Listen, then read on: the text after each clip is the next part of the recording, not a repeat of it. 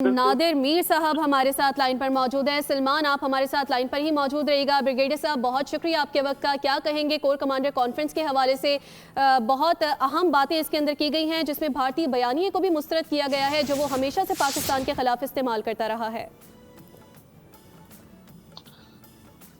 आजकल जब सारी दुनिया की तवज्जो गल्फ और ईरान वॉर पे है, क्योंकि वो regional war with global effects है, तो भारत इंडिया छुप के जंग की तैयारी में लगा हुआ है। पहले उसने अफगानिस्तान से दहशतगर्दी कराई आपके खिलाफ, जब पाकिस्तान ने प्रोएक्टिवली अपना दिफा किया अफगानिस्तान में जाकर, तो भारत अपनी फोर्सेस को उसने अलर्ट किया रिसेंटली, अभी पिछले चंद दिनों में।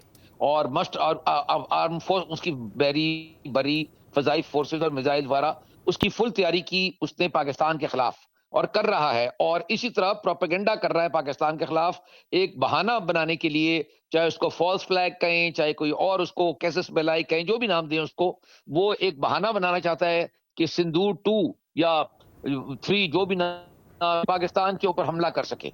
और पिछली जो उसकी पिछले साल बेइज्जती हुई थी, नुकसान हुआ था, उसका कुछ कंपनसेशन कर ले इस दफा कुछ हासिल करके।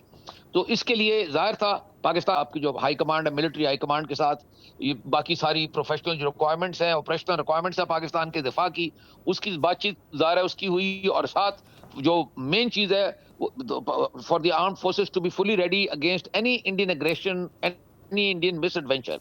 और उन्होंने तो, यानी फील्ड मार्शल ने तो, और फौज के लीडर्स, मिलिट्री कमांडर्स ने तो करना ही है।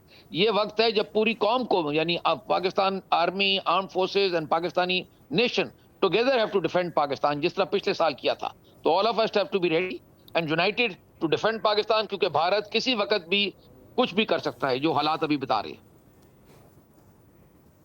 जी ब्रिगेडियर साहब, ये भी बताइएगा कि फोरम में सऊदी अरब पर होने वाले हमलों की भी बात की गई, जिसकी पाकिस्तान ने भी मजम्मत की है। ईरान की जानिब से ये हमले किए गए और इस फोरम में कहा गया कि सऊदी अरब ने संगीन इश्तियाल अंगेजियों के बावजूद अब तक जिस तहम्मुल और मोहतात रवैये का मुजाहरा किया, उससे सालिसी और सिफारती हल की राह हमवार हुई है। इस हवाले से आप क्या कहेंगे?